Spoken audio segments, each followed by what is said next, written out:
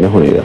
Ahí se hizo una exposición muy amplia, una exposición que el presidente de la República privilegió, que tuviese precisamente todos los datos, todos los insumos, todas las características para poder responder una visión de fondo que tiene nuestro país sobre el tema de los derechos humanos.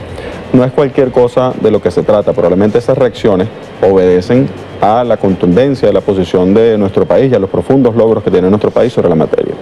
Cuando nosotros hablamos de derechos humanos, y cuando hablamos de la visión de fondo que se tiene sobre todo con el respeto a los derechos económicos, sociales, culturales, nosotros tenemos que ver que hay un rostro que se pone por ahí, que es el rostro sencillamente de disfrazarse de derechos humanos. Y hay otros países que asumimos una concepción doctrinaria sobre los derechos humanos. El caso de Venezuela es una posición doctrinaria.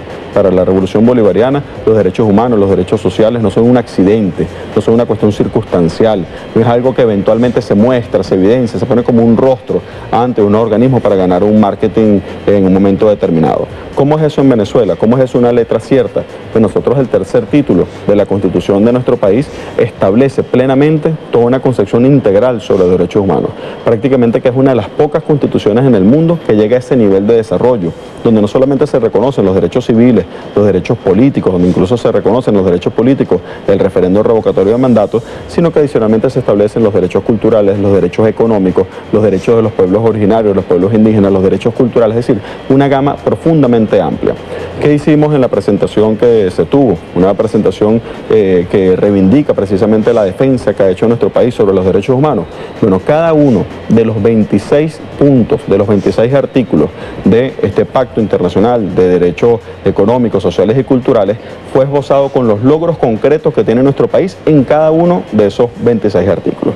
Así, por ejemplo, cuando en Venezuela el primer artículo del pacto habla sobre el derecho a la autodeterminación de los pueblos, nosotros mostramos, por ejemplo, cómo ejercemos ese derecho en el rescate pleno de la soberanía, por ejemplo, nada más y nada menos que de 300.000 millones de barriles de petróleo que están en la faja petrolífera Orinoco y que sencillamente trataron de ser quitados de nuestro país y ser vendidos como carbón. Ese derecho a reivindicar la posesión de Venezuela sobre sus recursos naturales ha significado también la redistribución de la renta petrolera en un gesto y un elemento fundamental que es precisamente incrementar el total de la inversión social en función del ingreso al pasar de 36 puntos a cerca de 62 puntos.